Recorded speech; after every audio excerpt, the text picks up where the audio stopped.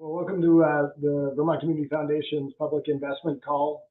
Focus for today's call will be the Q1 performance and overall macro conditions, with insight provided by our partners at Crucial Consulting.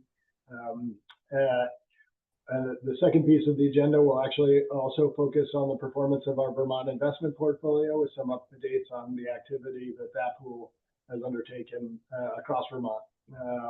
We're joined today by Mike Miller, the founder and CIO of Crucial Partners. We've been working with Mike and his team for the better part of two decades. We're also joined by Lawrence Miller. Lawrence serves as a senior advisor for mission investments to the Vermont Community Foundation, really helping us steward and administer that Vermont investment portfolio and that practice. Just as a reminder, every invested fund at the Community Foundation has a 5% asset allocation to that Vermont pool, and is really engaged in some exciting and important economic and community development work across the state. Our investment structure and our decision making is really guided through our board governance. So our board adopts an investment policy and delegates to an investment committee that works with management and Crucial to implement three different investment pools: the midterm, long-term, and the socially responsible pool. We're also joined today by a number of VCF directors and members of the investment committee. I think they're in the conference room on the third floor of Middlebury. I see Tim Briglin. I believe Julie Wan is also joining us from the investment committee, and Rod Buck. And there may be some others trickling in. I just can't recognize. I don't see the faces up yet. Just a couple of other partners coming on. I see Lee Bouye from Fresh Tracks, the Vermont portfolio, and the Vermont Community Foundation has been a part of every Fresh Tracks fund and helped contribute to the job creation and economic development activity of the Fresh Tracks fund. So welcome to the call, Lee. We also have staff on the call: Mary Pius, our VP for Finance; Stacy Fagan, VP for Philanthropy; a number of our philanthropic advisors. I see Elizabeth Marks and Abby Myers, our Director of Investments, also upstairs in the floor conference room on the OWL. So there may be others that I didn't name. And there's Anna Grady, our VP for Operations and Administration. Mike Green is the treasurer of the Curtis Fund, a close partner and supporting organization of the VCF. We're all here today to get an update both on the performance of the VCF pools, but some of the important insight that our team of investment advisors at Crucial really can share about the state of the world. The only thing I hold right now as a point of certainty is that the value of philanthropy and relevance of philanthropy and the importance of the Community Foundation and the funds we house is only going to get more important in the coming years, especially as it plays out in Vermont communities, as needs arise, as federal funding and public funding is more uncertain, and there will be a role for philanthropy to help navigate to what feels like is going to be a new norm. So with that, I will turn it over to Mike to give us the context for our portfolios and a bit of an update on how things are going.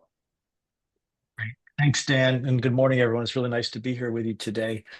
I want to start by actually emphasizing what Dan just said. There are obviously moments in time where things are unusually complicated. And frankly, at the end of the day, these are the moments and times where you need your investment portfolio to deliver. And I'm very pleased, and I'll show you some numbers in a minute, to report that the Community Foundation's portfolio is actually both pools, all the pools, particularly the two longer term pools, are really delivering right now in a very meaningful way. And that's frankly not because I know a lot of people try to invest based on foresight about the future, the near-term future, whether it be economic conditions or other conditions. As you may recall, and I'll talk about this a little bit in a minute, we don't. We tend to believe in that there are a lot of things we can never know, and the future is one of them.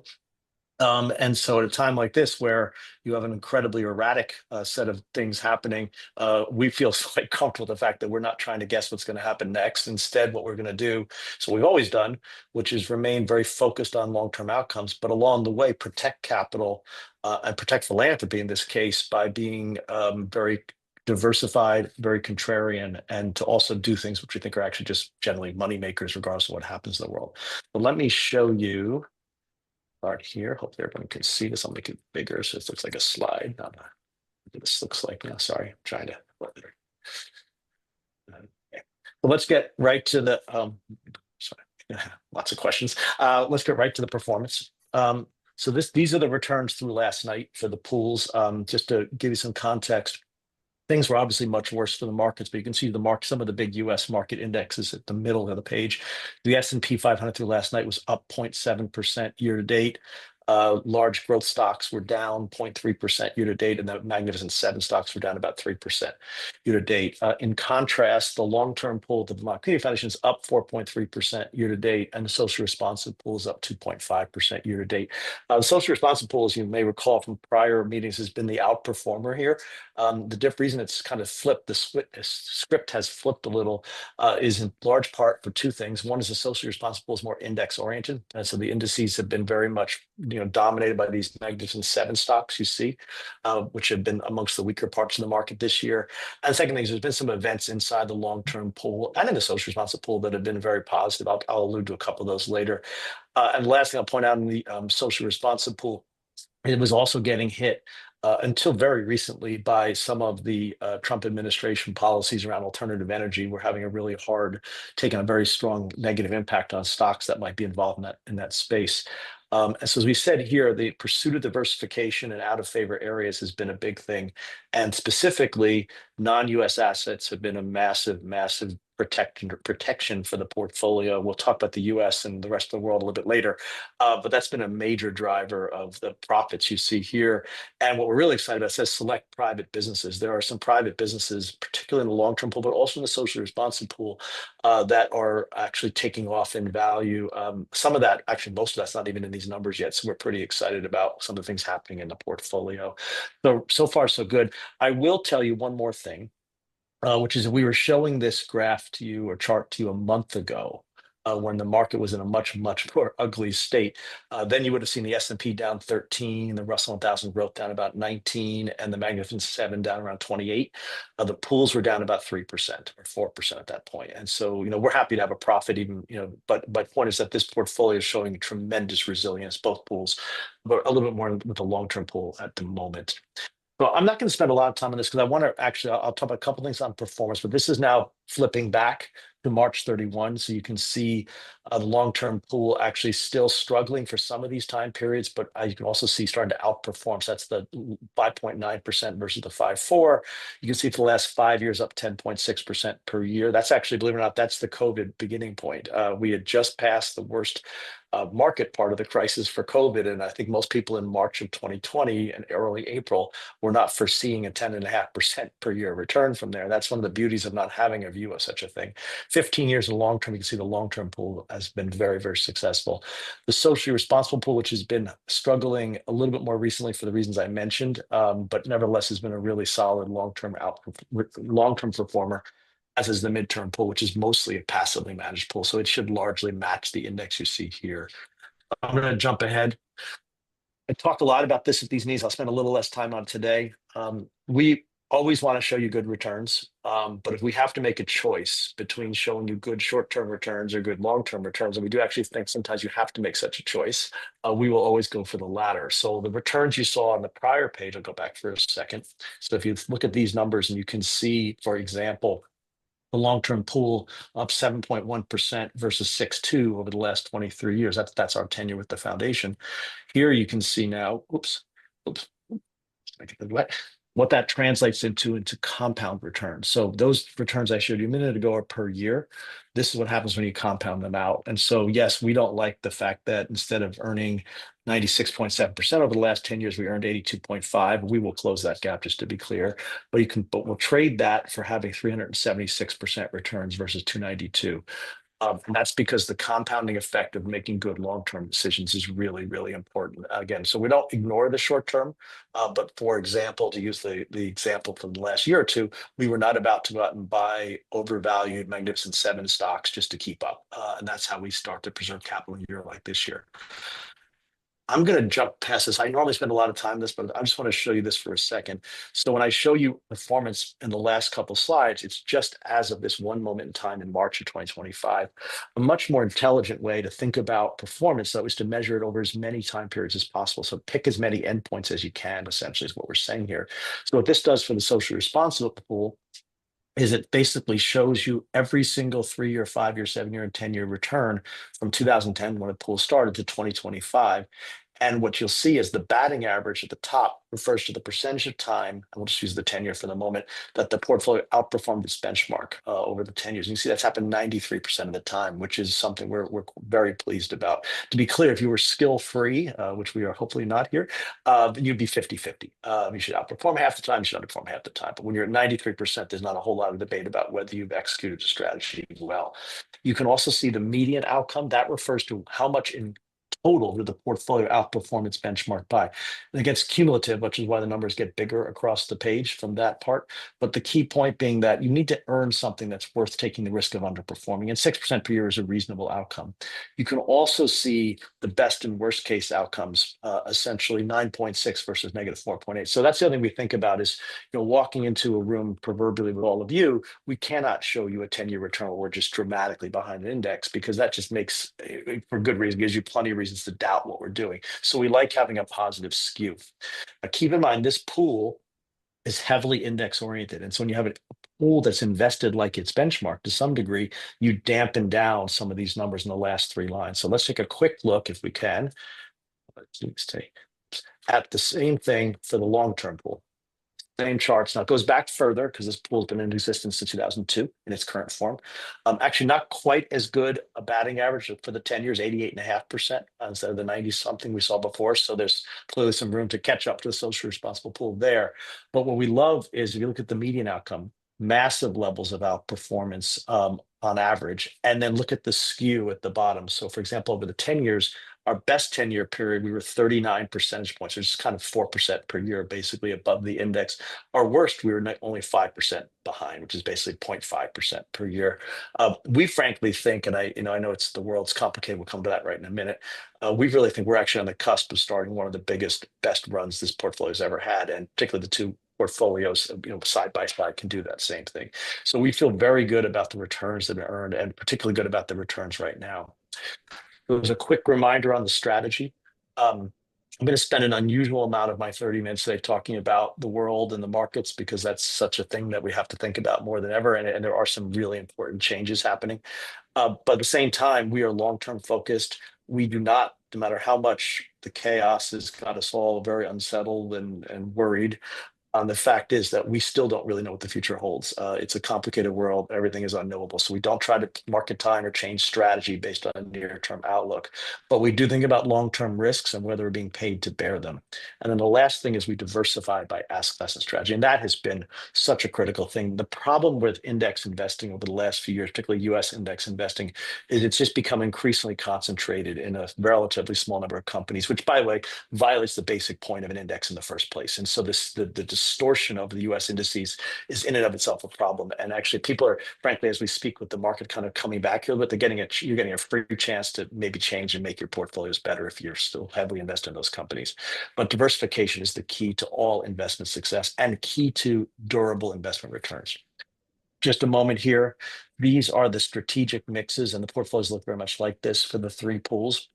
You can see this long-term and socially responsible pool are here to preserve their endowment-like pools, to preserve purchasing power over multi-generations. So they're about 60-65%, depending on what you look at, in public stocks. There's about 17.5 to 24. You can see the two numbers yourself between in bonds. I'll talk about bonds quite a bit today. And then there are a little bit of hedge funds and some private assets. Hedge funds only in the long-term pool, private assets in the socially responsible pool and the long-term pool. The midterm pool is a different pool because it's geared towards a shorter time horizon, a shorter philanthropic time horizon. And so what you'll see us doing here is having a much more balanced strategy with basically 47.5% in public stocks, 47.5% in bonds. And of course, all three pools have the 5% Vermont investments, which Lawrence is going to talk about in a few minutes. Okay, so let's talk a little bit about the climate and what we're thinking about and what it means for this portfolio. And hopefully maybe some of this will be useful for you as well in your personal portfolios or other endeavors. So again, this is just kind of a statement of the obvious, but and I feel like every time we get a new crisis, at least for Crucial and us and me, you learn something you didn't know about, like a charter cool statistic that I didn't know about. So there is something out there, and maybe all of you knew about it, but I didn't, called the U.S. Economic Policy Uncertainty Index. It's an index came out of an academic studies years ago, and it basically counts up number of actual regulatory changes that are being put forth by regulatory agencies. It counts up news articles about policy changes, and it counts up something else, actual policy changes that are being announced by the president, for example.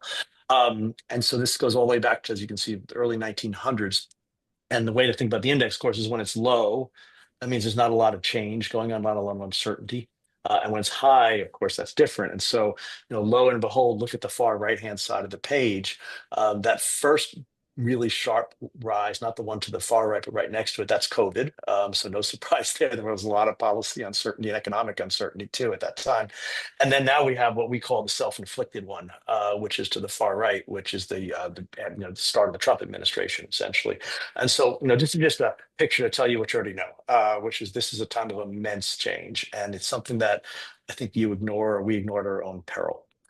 Yet, and change, not to get back on the same horse as we've been on for years, but change to us means uncertainty, and uncertainty to us means risk. And the answer to risk isn't to put more and more of your money into the same thing. So your answer to risk is to spread your money around more, to be more diversified. So this chart shows you basically what the S&P 500 looks like from a concentration perspective. And so the way the index works, for those who don't think about indexes all day, is the larger a company, the larger its weight in an index. And so as you see to the very far right, this big run up from 2015 up, that's essentially the rise of the Magnificent Seven, as these companies got bigger and bigger and bigger, and essentially kind of sucked the oxygen out of the room for everybody else and just became a bigger and bigger part of the index, and got to almost as high as 38, 39% of the index. When historically the norm is more like in the mid to low 20s, as you can see. So this is a very extreme period. And you can see to the left there, the 26.7, that's the last asset bubble we had in the United States, which is obviously the TMT bubble, was the Cisco Microsoft bubble of that era, right before the internet, kind of as the internet came into being. To the right, and I'm sorry to say this word, I hope it doesn't upset anybody, but the current asset bubble is to the right. You can see it's just coming off a little bit as of the end of March. It's actually taking back off again as we speak. So, but there is a real limit to this, particularly around, if you think about the 4 risk factors that we have put on this page. AI hype, which does not mean AI is not a thing. It just means it's too much hype and too much misunderstanding and too much confidence, frankly, about what it's actually going to look like. That leads to high levels of investor optimism, which is something that we were seeing as recently as a few months ago. And it's actually starting to come back again now, which is fascinating to us. And then look at the 2 on the left. These are the ones that might be most important. Bottom left, dependence on China. So these Magnificent Seven companies, which are Apple, Amazon, Alphabet, Microsoft, Meta, NVIDIA, and Tesla, have not all of them, but most of them have quite a bit of dependence on China. Apple is a particularly interesting example, as is Tesla. And so, these companies are a problem, not just because they're too big and because they are too much of a lot of portfolios, but they have the same risk factors, and that makes them even more risky. If you went back to the last asset bubble, at least you had, not that you'd love these companies, but it wasn't all tech stocks. It was ExxonMobil. It was, can't think of who else was in that number, but other companies were in the 1999 group that were a little more diversified than today. And the top left, we'll come back to that in a minute, but impact of non-US demand, what that means in English is when non-US investors and entities purchased US assets, frequently in the stock market, at least, they would buy these large cap companies that they had heard of. And so we'll come back to that. Oops. So I'm not going to spend a lot of time on this. This is a very complicated chart. You can look at it later and maybe enjoy it as much as I do. But what this is basically showing you is that the US, this is the red line, has a lot to worry about in terms of essentially what we call austere fiscal policy. And what that means is, and the reason fiscal policy, that's government policy, i.e. congressional policy, let's call it, with the executive branch. What that means, though, is that when it becomes austere, it's not supporting the economy very well. And in fact, should be slowing it by definition. And the reason that fiscal policy can become austere in this case is, one, is this is obviously before whatever we're doing right now with tariffs was happening. But when the tariffs were in play, this was going to be the largest tax increase in modern history. Now we'll see how it all plays out. Maybe it'll be less, maybe it won't. But the other thing happening here, which is the red line, which is interest costs. The US is a debtor nation, as we all know, with massive fiscal deficits. That's not even a political statement to say that they're always there, basically. And every year we make it worse and worse and worse. And this is something I think we have to spend a lot of time thinking about as investors today, is that the US has these huge budget deficits. And heretofore, we were able to get away with it essentially. And we were able to get away with it in large part because many, many other countries, their governments and their citizens were more than happy to buy US assets for a lot of reasons that we could document if you wanted to. The whole point is that this is all starting to shift as we speak. And the other thing which is shifting, as you know, is the Trump administration is changing a lot of the historic global alliances that exist. And so the whole world order is shifting as we speak. And I think this is just an interesting way to think about whether or not that matters too. So this chart shows you the price earnings ratio of the S&P 500. So in other words, price earnings ratio is the price that the index is set at divided by the earnings it has. And so, PE or price earnings ratio lower usually means people are more pessimistic. Higher means they're more optimistic. And we can talk about that if you'd like. But the reality is that what you can see here is pre the fall of the Berlin Wall, the S&P 500 basically spent about 40 years or so trading at about 13.8 times earnings. Since the Berlin Wall fell, and since the kind of the rise of liberal democracies and the rise of what we were hoping would continue for a long time, I think with the U.S. particularly in the driver's seat, the S&P 500 had almost a 20 times ratio. So the world, unfortunately, is heading more back towards the left side of this graph when you think about geopolitics and alliances and all those kinds of things. And the S&P today is about 22 times earnings, just to be clear. So it's above even the historic norms of the last 20 plus years, 30 plus years here, and way above the numbers that we had before the Berlin Wall fell. I'm going to spend just one more second here on this, which is that this shows you essentially where returns come from in the S&P. So take a look at the very far right, so this is every decade from the 1900s on. The very far right shows you the average. And the blue part of those bars is dividends and income. The gray part is earnings growth, and the red is valuation change. And so think of valuation change as optimism or pessimism. And the reality is that really great investing outcomes and really durable ones do not come from valuation change. We are always happy to have it. I'm sure everyone who has a stocks or stock portfolio that's being basically, prices are rising for no reason other than people just like it more. Great. Who doesn't want that? But that's the most tenuous part of any return because it can go away as quickly as somebody can send out a tweet essentially. And so the far right, you can see what that looks like. But look at the 2020s, which is right next to it. So that was the 5 years up until now, that you can see, first of all, dividends and dividends, are much, much lower, which is a trend we've seen for years. The gray was good, but a decent and an uncomfortably high percentage of that return came from people getting more and more optimistic. And that's what's under threat right now. And if you look to the left a little bit, you can see we've had eras like the 2000s where the S&P had negative returns, and there was dividends and there was some earnings growth. But because sentiment got more and more negative, you had negative returns. And then look at the 1970s where there was plenty of dividend income and earnings growth. And the return was very middling because that big negative red bar at the bottom was there. So the way to think about this as an investor is we're very focused on the investment community. The community foundation is very focused on making sure we're getting a lot of blue and gray in our returns. We will always take the red, but we're very wary of it. We don't want it to be the dominant driver of returns because that means we're probably buying lower quality stuff or we're just owning things that people decide to overpay for. So we're very focused on trying to think about where returns come from. So here's the thing. The worry that we are spending a lot of our time on today, and it has so many knockoff effects, it's just worth spending a moment on. I've alluded to this a couple times. If you're a debtor nation and you need demand for your securities to continue, you need it to come from outside the United States. In this case, we don't have it. Sorry. Getting some background noise there. We don't have the luxury of financing all of our debts ourselves, essentially, and so that becomes very challenging in a climate where essentially the U.S. brand has taken a hit around the world.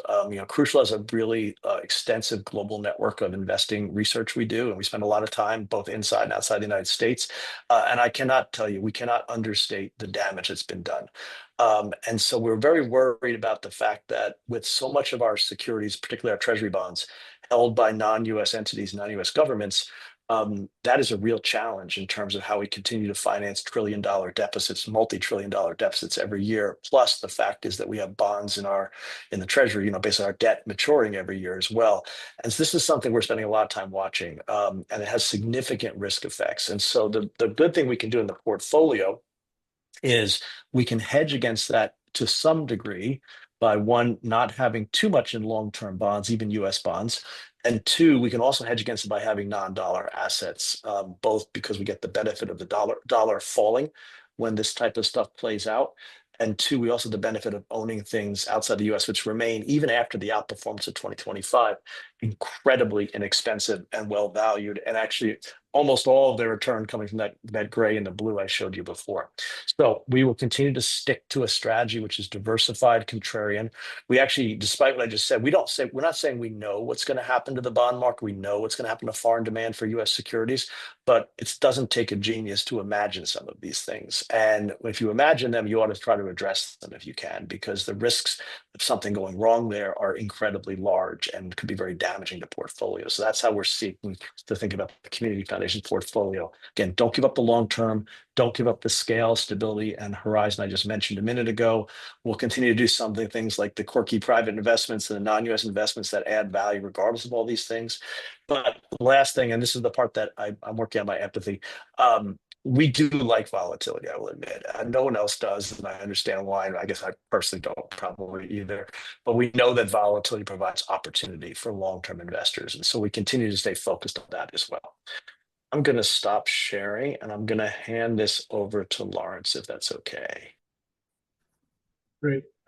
Thank you, Mike. So what I'm going to suggest is that Lawrence run through the update on the Vermont portfolio, and then we'll open it up for questions for the last 10 or 15 minutes once Lawrence has shared his update. And what I plan to do this morning is to add a little Vermont context to some of what Mike has talked about, as well as talking a bit about one of our investment examples that I think is particularly apt at this point. I'll note right off the bat that one of the aspects of the Vermont portfolio is that we've just got a bunch of long-term non-market assets in here. So it isn't volatile. We don't have a lot of changes. So that 5% allocation, when a time that the public markets are moving around a lot, you might see the 5% be 6.5% when the market's really low. But I'll talk a little bit about what makes up in a little bit more detail than usual the Vermont portfolio. So as I said, it's pretty stable. So we don't really see much revaluation on a quarter-to-quarter basis. But I will talk a little bit about what we're seeing underneath. The pool is made up of the 5% allocation that it happens when a new fund is created or major contributions come in. And then we also have some non-pool mission-related investments, and these are follow-on investments with DAF partners. You can open a mission investment fund that invests in the Vermont pool to increase our allocation to underlying investments. And we use a number of different tools to do that. When I use the term venture capital in this set, I'm not necessarily talking about classic venture capital. Fresh Tracks is a venture capital fund or series in many conventional respects, but also provide a level of service to the business and the community. It's a little bit different from what you might think of as a venture capital fund. The flexible capital fund is in here, even though it's not really a classic venture capital fund. When I use this term, we're talking about funds in which we invest, and then there's managers that we trust. I've included this slide not because I think you can see it on your screen, but because this deck can be downloaded in the future, and it's got a little bit more detail that I thought was interesting at this particular moment in time. It shows the areas where we have equity interests, the businesses in which we have direct investments, the fixed income, that is the loans we make to different kinds of organizations throughout Vermont, and the venture capital funds specifically. The reason I'm including this is because we're seeing a lot of different types of responses and issues associated with some of the federal changes. And I'll just talk a little bit about that this moment with this slide to remind me. Overall, the big issues that we're thinking about are the fact that the state of Vermont has a very significant portion of its funding in the overall budget, transportation, education, all in. Yeah, we're talking about, a third or more of the state budget. So significant budgetary changes at the federal level can have an impact on Vermont that's very significant. About 67% of our nonprofits are estimated to have a meaningful federal funding exposure in Vermont by the Treasurer's Office, such that these levels of change could be threaten their continuity or delivery of mission. For the last few years, Vermont has been fourth per capita in FEMA spends, so the uncertainty around that as we go into a question of whether or not we'll have additional flooding is significant. And then the tariff question is the other major bucket. And when we see what's going on right now, Canadian tourism is down. That's only about 5% of the total Vermont tourism market, but it's 30% of the northern areas, which are among our most economically vulnerable. So, the impacts are really different across the state. Within our portfolio, we've seen businesses that were doing refinancings that were subunits of our venture capital portfolio having challenges with refinancing in the last couple of months because of uncertainty. That hasn't had a material impact on our valuations, but it's an indicator of stress in our local economy. We work with a number of the food hubs around the state. So the reductions in the farm to school funding represents about 10% of their budget in a couple of cases. That's a big readjustment, and there are other implications for them as well. So we wind up in a situation like this with a lot of conversations because there just isn't a lot of data, right? We don't know unless we talk to people what they actually need to get through these times. I was struck as well talking to staff from our congressional delegation how much they are dependent on constituent information. They're not getting information from the agencies. Guess what? The Republican congressional offices aren't getting information from the agencies either. So we're working with a combination of a lag in the economic data, which is always true, and a lack of transparency about what the actual policy changes are and rapid changes in what those policy changes are. And the pace of change is what's so challenging. So we're seeing in my conversations with things in which we're invested, we are seeing a lot of management attention on these changes, a lack of ability to focus on the long term, really having to reorient over and over and over again, which is a massive distraction. Why do we spend this much time with these folks in these cases? Because our investments are very much aligned with the opportunity gap and the impact areas that we seek to influence to improve the lives of all Vermonters. We work through education and training, climate and the environment, economic equity, health and well-being, and increasingly importantly, democracy, trust, and community leadership, finding those organizations locally that can make a difference as changes in centers of influence occur and the need for different approaches becomes, well, the need is very clear. What those different approaches are going to be is not yet clear. But when we look at housing, for example, an area of increasing distress, we thought we were moving in the right direction on interest rates. We thought we might be moving in the right direction on some cost containment. And some of those things are really very uncertain now. So as we look at what's the proper role for the Vermont portfolio in helping address housing in Vermont, those are a lot of deep conversations to try and understand root cause and in a rapidly shifting area. I'll move through this and then we'll have time to open it up for questions. But I also wanted to touch on an example of one of our investments that I think is particularly useful right now. We've been a long-term investor in Community Capital of Vermont. This is a community development financial institution, CDFI. So it takes local contributions and local investments and leverages that significantly with Treasury dollars, or has been able to historically. And their mission is to help small businesses and lower income entrepreneurs prosper through the provision of flexible business financing. These are really small loans. These are, 1,000 to 100,000, with a lot of them being around the $15,000 level. So these are the types of loans that people who don't have access to credit cards or family money can start a really small micro business. The reason why it's important right now is because in these types of times, when we see people getting separated from the federal workforce and other dislocations, nonprofit layoffs, small business starts go up dramatically in these times. And Community Capital of Vermont is the type of lender who can go help somebody at that very beginning stage get started. And importantly, they pair this with technical assistance in marketing and business operations. So we'll get people connected with the Small Business Development Center. But Community Capital of Vermont understands there's special needs for this group of borrowers. And so they really focus on that and help. As an example, we think of appropriate reserve level for this type of lending to be a 10% loan loss reserve. They historically follow that at guidance, but have a loss ratio of only about 3%.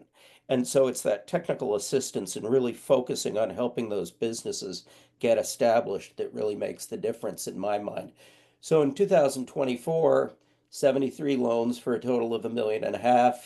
74% of those were to low-income business owners, 64% to women-owned businesses, and 55% of the money was to startup businesses, with over 1,000 hours of technical assistance to borrowers, and a bunch of those loans in the $15,000 level. This is stuff that is just very hard to access through conventional lendings. Banks today, I sit on a bank board, we're highly regulated. The flexibility is limited. During the pandemic, the regulators sort of pushed out and said, do whatever you need to do. We're not seeing that same flexibility right now. And so I think alternative vehicles like this, like the Vermont Community Loan Fund, like our community banks keep doing things on their balance sheet that they can't do in the secondary market, would be particularly important. So we started years ago with a $50,000 investment.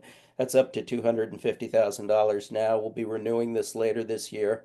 And I just thought it was a great example of an alternative approach that in this economic cycle will be particularly valuable. So I will pause there and stop sharing and leave a little extra time for questions and discussion. Sure. Thank you, Lawrence. Thanks, Mike, for your presentation. But to put a finer point on Lawrence's observation, anybody watching Vermont in the last few years has recognized the incredible challenge associated with our demographics as we're aging and our population is relatively stagnant. Vermont was one of 3 states that lost population 2023 to 2024. That was Mississippi, West Virginia, and Vermont. So the rural communities whose demographics are actually moving in a more balanced direction tend to have some mix of 3 factors: an increasingly diverse population, a high degree of small business and startup velocity, and access to free and accessible public recreation. So there's the opportunity for us, if we can get some things like housing and home ownership dialed in, there's the opportunity for Vermont to make headway on its demographic challenge. And we really view this portfolio as essentially an economic development strategy powered by philanthropy and the funds and fund holders of the Vermont Community Foundation. So thank you, Lawrence, for that update. I'll open it up to questions for either Mike or Lawrence about the things we're seeing out of the management of these portfolios. Should be clear that there's no relation between Lawrence and Mike. Last names are a coincidence, which I'm empathetic about, since my last name is Smith.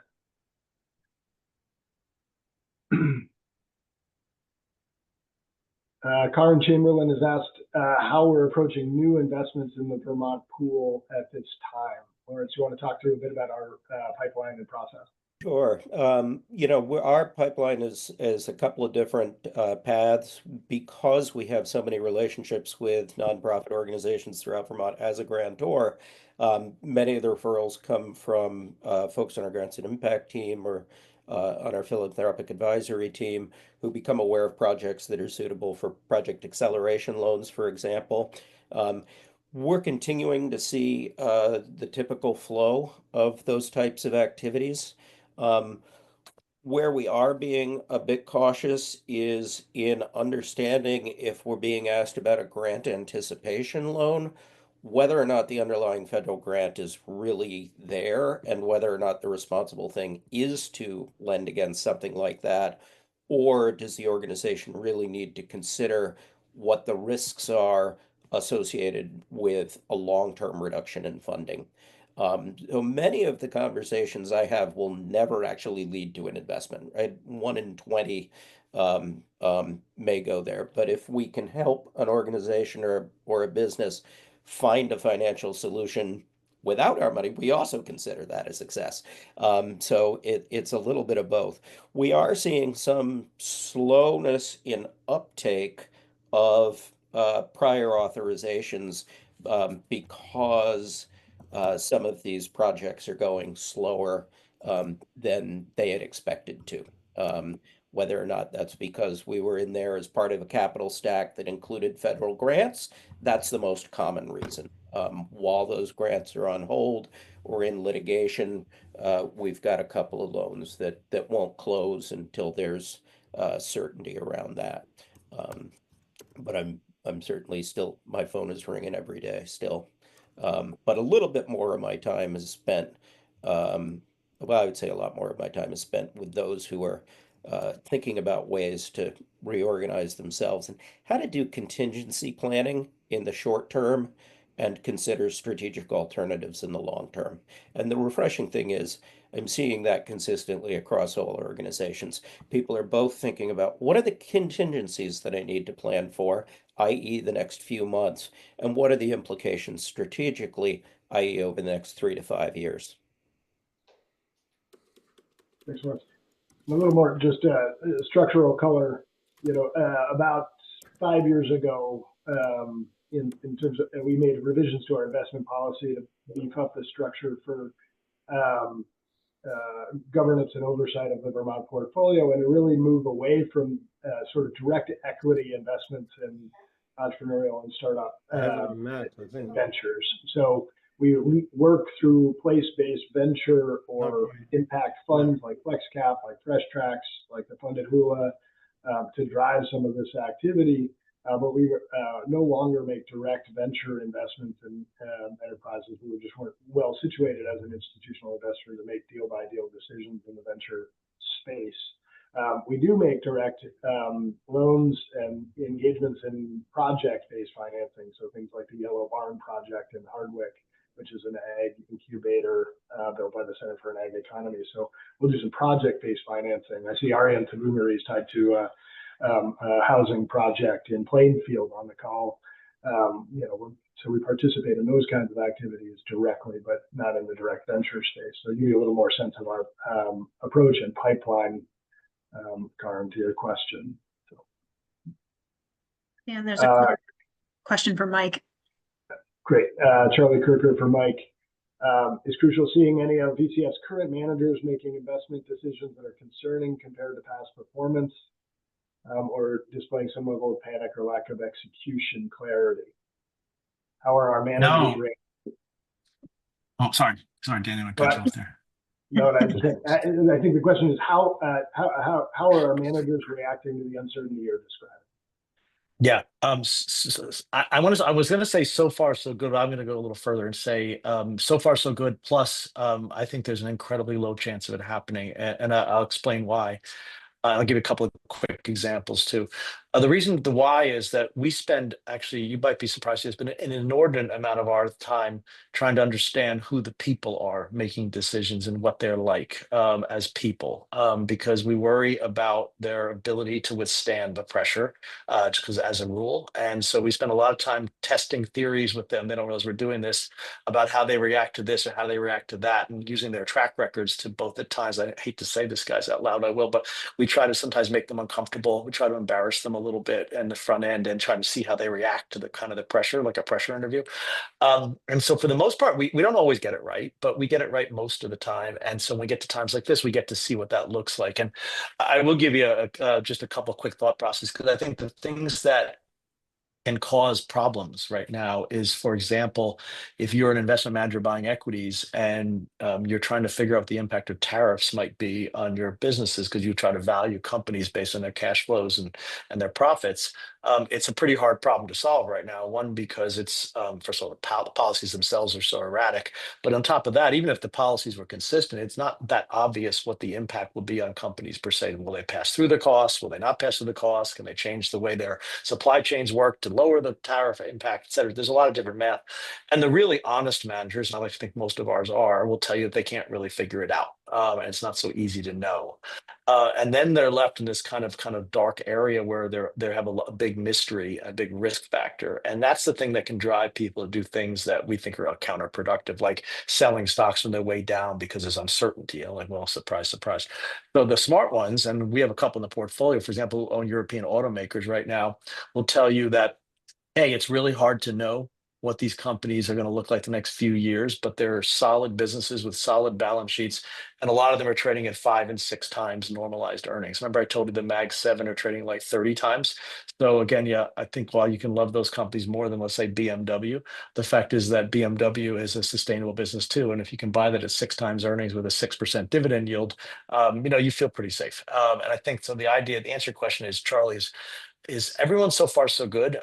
But this is the other reason that you have to continually test this, though, and you have to go sit in rooms with people and make sure that there's not something changing, so you don't assume things are going to be okay. But right now, it's working out really well, which is, by the way, what we're seeing here is the great thing is the downside protection I mentioned earlier, and now full participation on the way up, because what they're doing is they're adding to positions that get beaten down too far.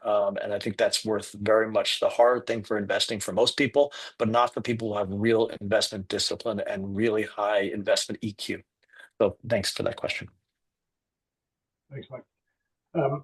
Lawrence made the observation around the sort of technical assistance and the engagement, that is ongoing with members of the Vermont portfolio as we navigate sort of place-based economic uncertainty. I would call out Holly Morehouse on our team as the VP for Community Impact, and a lot of that team's work right now is in conversation with the nonprofit and the social sector across the state, trying to help people think about the same pathways to a new norm and the different kind of sustainability as we look at what is ultimately a multi-year federal disinvestment in Vermont and communities across the country. So it is very consistent and part of our role as a community foundation. I'd like to put Lawrence on the spot a little bit to talk more, since housing is so central to the state dialogue right now about how the Vermont portfolio has been allocated into housing. But it's also worth you all understanding and being reminded as fund holders how unique this place-based allocation is in the universe of philanthropy and community foundation. This approach, which predates me by 15 years, it goes back to 2000, 2001 or so, of allocating into Vermont communities, continues to be a pretty novel practice. Lawrence and Stacy and I were down at the Federal Reserve Bank in Boston for a New England-wide impact investment summit about a few weeks ago, and just seeing our portfolio reflected, our partners reflected, and the level of inquiry coming to the VCF about how to approach this responsibly and effectively in high impact ways, it was really exciting. And so, as we think about what the future holds for Vermont communities, making sure we're balancing our impact, our insight, the grant making we do, the connecting we do with the investment we can do, really, I think is going to be a fundamental piece of value that we can deliver for Vermont communities, and is unique in this space. So there's some pride for you all as partners that you should take in terms of the allocation that is part of our investment strategy. Lawrence, you want to talk a bit about housing? Yeah, and it's interesting because we've had a range of approaches to meet different objectives, and what we've done in the past won't necessarily be what we do in the future as things change, right? So, for example, we were an anchor investor in a VHFA program, the Housing Investment Fund, which was really focused on pre-development program support and long-term loans for affordable rental housing. And that initial small effort, is now a 20 million or so ongoing revolver at a meaningful scale and continues to do good work. We look for a unique role where we can help facilitate something that gets created. We've participated in a number of downtown development projects. Most recently, Railroad Street project in St. Johnsbury that led by the Northern Forest group that is just leasing up right now, but also in Bennington and Brattleboro and other communities where we've sort of looked at long-term participation as a first in, last out type of participant for these downtown redevelopments that have housing associated with them. What we're seeing right now is a little bit different, right? We've got a couple of different needs that we're exploring how to approach. In one example, we're seeing, of course, that construction costs are so high. In the low to moderate income level, you've got a lot of subsidies available to help support the projects. And so those can be built profitably and provide affordable housing. And very expensive cash paid $1.2 million houses can be done profitably for builders. Workforce housing is incredibly challenging right now because it's going to appraise below the cost of construction. So we're in active conversations about what are some shared equity models or other tools that help people get into these homes that we might need to accelerate. And this isn't necessarily a question of whether we're not going to be able to make a difference at the full level, but it's how can we make an incremental difference to create new programs and systemic solutions around this kind of model to help support home acquisition for that part of the population that is really stretched by this current issue. And that you need money in for maybe 9 years while a property appreciates before it can be refinanced. We're looking at the state's interest in how to provide more offsite modular to address construction workforce issues, waste in construction, cost reduction. These factory built housing aspects can be very helpful. However, there's a real gap in construction financing. When you build on a home site, the mortgage, the bank can lend against work in progress.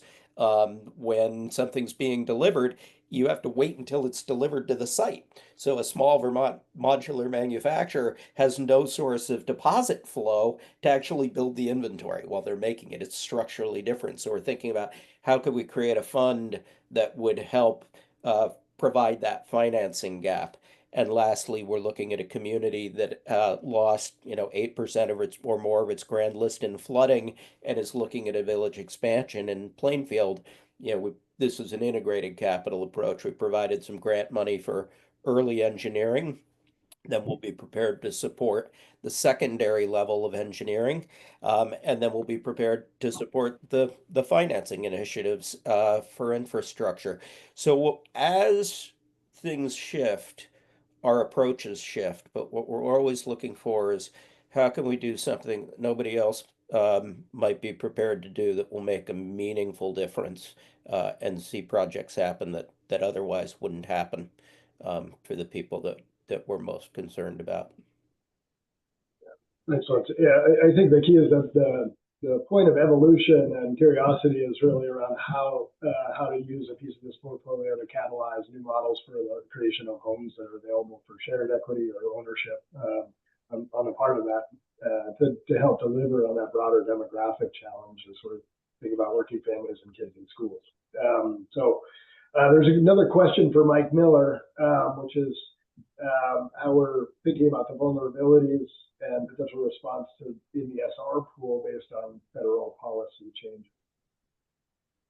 Yeah, the SR pool, because it has a focus on, it has one amongst its focuses are climate and the future of climate, and frankly, investing in both public and private companies, mostly public, that are either in the right place when it comes to resilience around climate change, and or contributing to the solutions to the problem of climate change.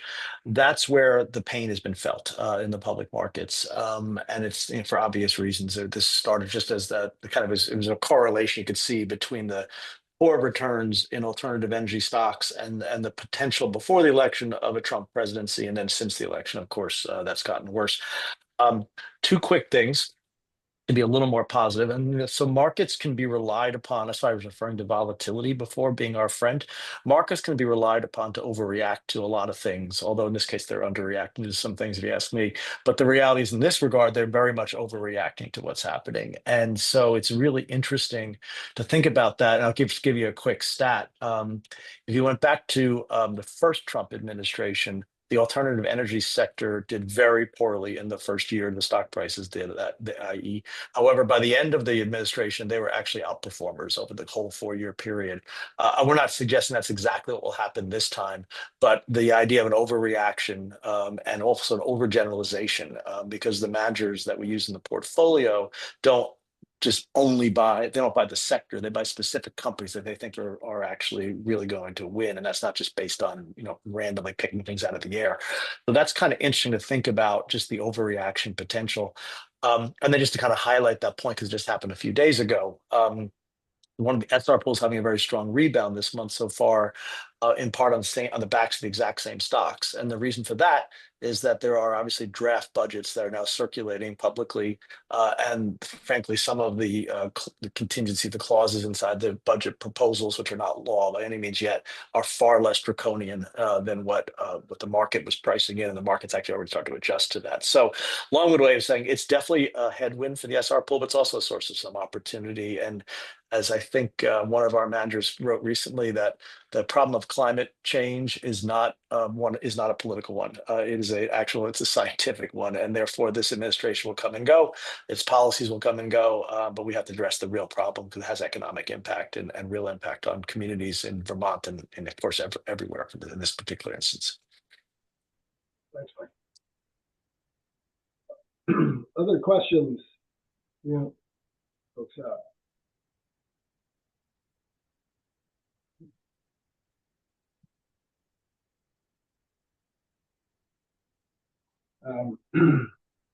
Well, I just appreciate everybody making time and participating in the call. I do want to acknowledge a couple of folks who came on after I made acknowledgments earlier. I see Cindy Char is a member of the VCF Board of Directors, lives in Montpelier. Thanks for joining on the call.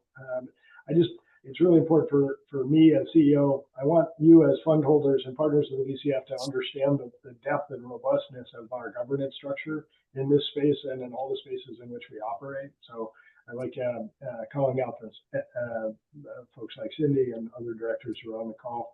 Philippe Rivera, also our VP for Strategy and Marketing and Communications, joined the call after we got started as well. So, these are challenging and uncertain times. And as I said at the outset of the call, I think these are times in which the role of the community foundation as a grant maker, as an investor, as a responsible steward of philanthropic assets, with a long-term horizon, able to be curious and inquisitive and generate insight about the role of philanthropic assets, the role of donor-advised funds in the ongoing vitality of Vermont communities is going to be ever more important. So I appreciate you taking the time for an update. I hope you fostered confidence in our stewardship. And please reach out to your philanthropic advisors, to Stacy or anybody on the VCF team if you have ongoing questions about how we're approaching these things or the things we're seeing across the state. Thank you for all you do for your neighbors. Cheers. Thanks, everybody.